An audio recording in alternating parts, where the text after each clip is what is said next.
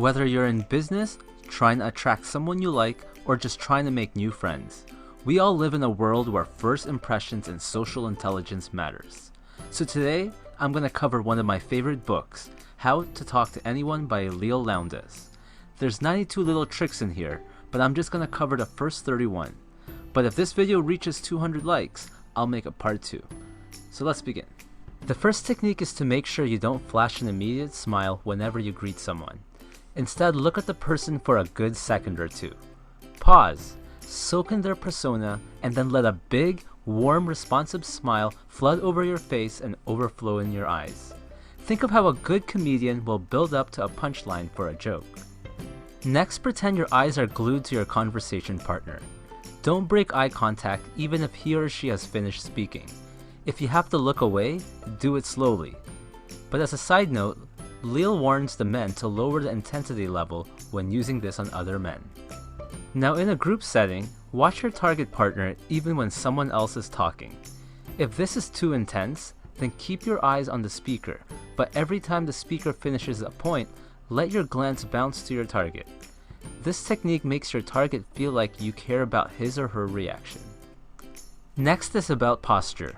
Every time you walk through a doorway, picture an iron jaw bit hanging from the frame just slightly above your head, and imagine taking a bite out of it. This should help you straighten your posture.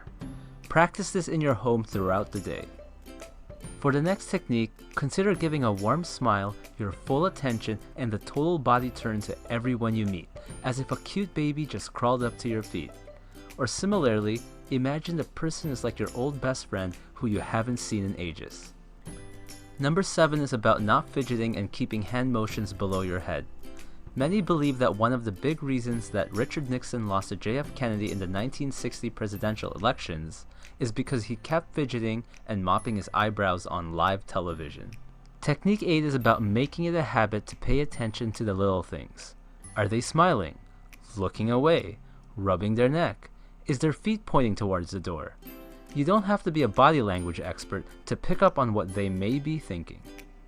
Next, relax and practice visualizing yourself walking around hung by your teeth, shaking hands, smiling, and treating people like you're meeting a long-lost best friend. Next, remember to match people's mood and tone of voice first, even if they're upset or depressed. Enter people's world before bringing them to yours. The 11th is understanding that your first impression has little to do with your actual words. Just remember to avoid starting conversations with a complaint or something negative. The next technique is to wear or carry something unusual, could be small, that strangers will feel compelled to stop you and ask you, "What is that?" Next, ask a friend, the host of the party, or anyone who knows your target about some facts, and then use those as an icebreaker. "So I heard you're a famous magician where you're from." But if you don't know anyone who can give you some facts, then try eavesdropping. "Excuse me, I couldn't help but overhear that you're a dancer." When someone asks you the inevitable, "Where are you from?" or "What do you do?" never give one-word answers and try to have it relate to the person you're talking to. Research some interesting facts on the internet. I'm an attorney from Toronto, a city with over 8,000 restaurants. Right now, I'm involved in a case where a company actually discharged a woman for taking extra maternity leave that was a medical necessity. Now, the same rules apply when you're introducing people to one another. Just remember, if you're uncomfortable mentioning someone's job, then mention their hobby or some accomplishment. Next, when in conversation, pay attention to word clues that hint to your target's preferred topic. Then when possible, start talking about that topic. Some people might seem shy, quiet, or bored, but talk about a topic they like and they might not shut up. The next one was inspired by Brian Tracy.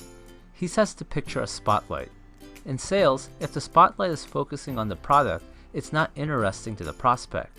But if the spotlight is focused on the prospect, they make the sale. So when it comes to people, let the conversation and spotlight be mainly focused on them.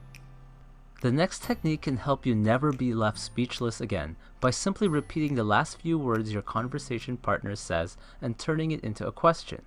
This puts the ball back on their court. Guess what? I just started playing Pokemon Go. Pokemon Go?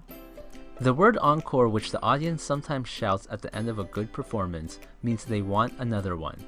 So recall a good story someone in a group setting with you has told you, and then tell the group, tell them about the time you got struck by lightning and survived. This shines the spotlight on them by requesting a repeat performance. When first meeting someone, avoid any stories about yourself that would potentially be looked down upon.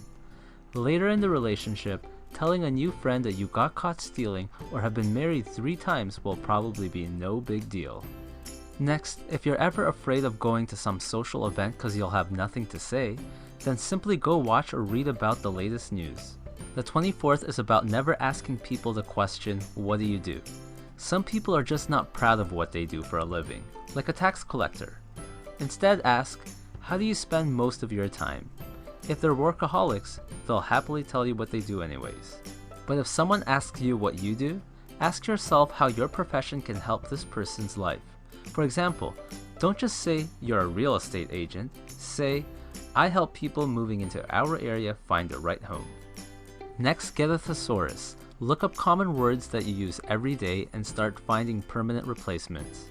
For example, many women have been called pretty, beautiful, cute, or hot enough times in their lives.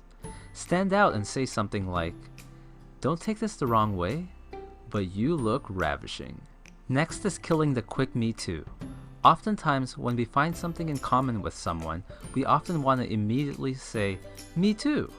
But Leil says to let the person keep talking and just keep asking questions while hinting you're knowledgeable about the topic for a while.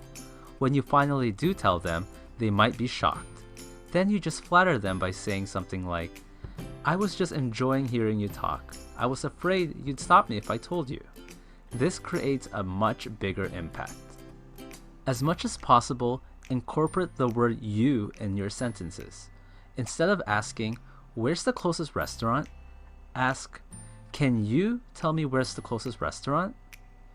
Interestingly, therapists calculate that inmates of mental institutions say I and me 12 times more than residents of the outside world.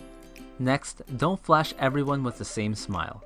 When meeting groups of people, give a distinct smile to each person, and if one person in the group is more important to you than others, then reserve an especially big, special smile, perhaps using the one from technique number 1. Next, never use cliches of any kind, like, I'm as quiet as a mouse. Instead, follow technique number 31 and consider just slightly changing the ones you already know. For example, switch when pigs fly to, when monkeys live on clouds. Or as quiet as a mouse to, as quiet as an eel swimming in oil. Instead of sure as death and taxes, try, as certain as beach traffic in July.